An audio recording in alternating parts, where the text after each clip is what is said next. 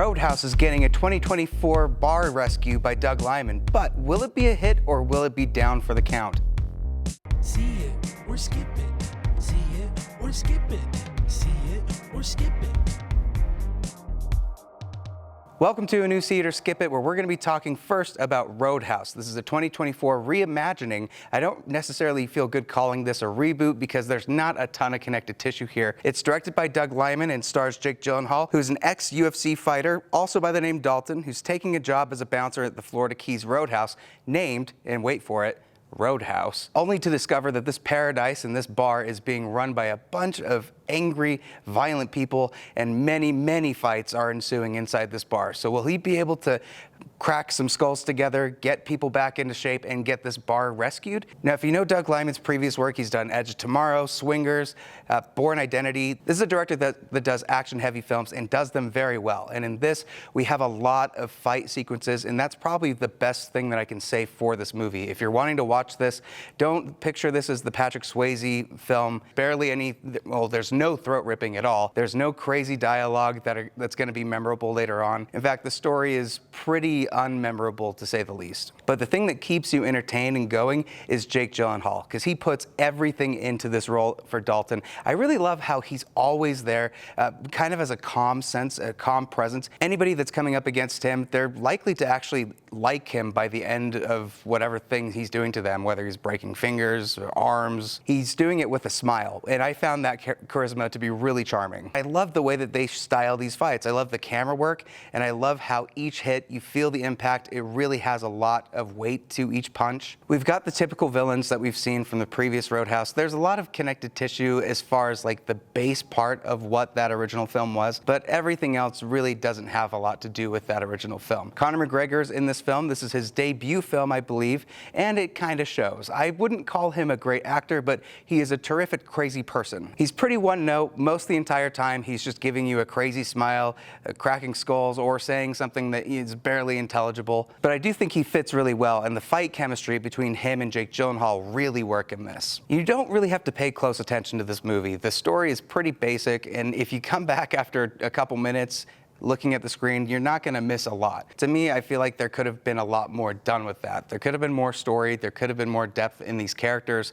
It really is just meant to be there to watch fight sequences and have a fun time with that. I'm not entirely sure it would have done better in theaters, but if you're looking for a streaming movie just to have a little bit of fun with it, you're going to have a good time with this. For me, it just barely hits that threshold to see it, but I can understand many people just skipping this and going to the next movie. And next up, in a limited, somewhat theatrical release in Utah, is Immaculate. This is starring Sydney Sweeny as Sister Cecilia, who's a woman of devout faith. She's seemingly going to a picture-perfect Italian convent, but as she learns about the history of this convent and is given somewhat of a miracle, it becomes clear to Cecilia that her new home harbors dark and horrifying secrets. I think Sydney Sweeny does a really good job in this movie. I think she can probably call herself a scream queen at this point. There's a lot of great work she does in her character and what she's doing surrounding the horror of this film. I also really like the suspense building. There's a lot of parts that the tension is just ramping up and they're not letting go or sacrificing it with some type of jump scare or something that would kind of undo everything that would be set up in those moments. They do a great job of paying those off,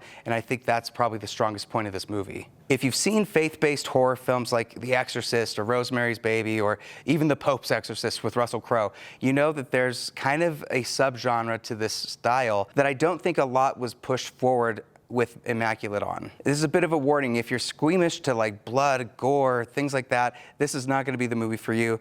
And if you really don't like these faith-based films, particularly if you are religious yourself, this is definitely one that you're going to need to avoid. It does enough for me to feel like it deserves to be a see it, but I'm not sure that this is going to be the next Rosemary's Baby or something that everybody's going to be raving about in the coming months. It is a good horror film. It does have some good suspense building, and I think the ending was really powerful. So whether or not you should see this, I'm going to give it a see it.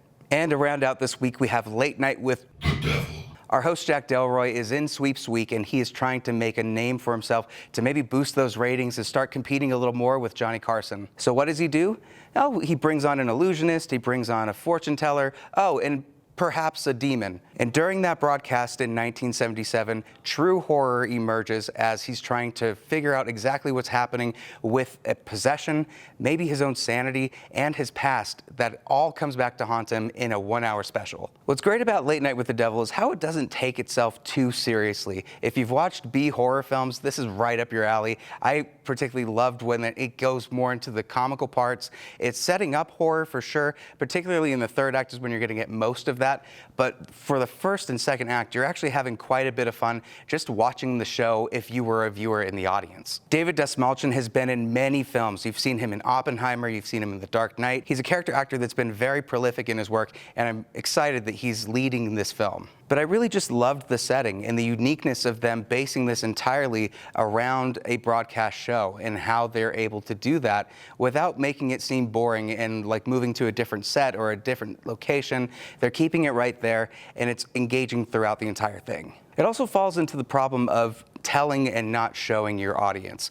If somebody's explaining something that happens in the film and they don't actually show it, does it have the same impact if they were to just go back and show you those moments visually? I wish we had some more of that, but I understand that they wanted to keep it on this set with these characters, but still something that might have improved it overall. But at the end of the day, I really had fun with this movie. If you love B horror films, you want to have some scares and have some laughs at the same time, this is definitely a see it. So that's it for this week. If you haven't checked out my Ghostbusters New Empire review, that's already up on ABC4's YouTube channel and on ABC4.com. You can go to the shows tab and click See It or Skip It to get all of the new reviews, news, and interviews. And I'll give you a quick snippet of what interview is coming next week.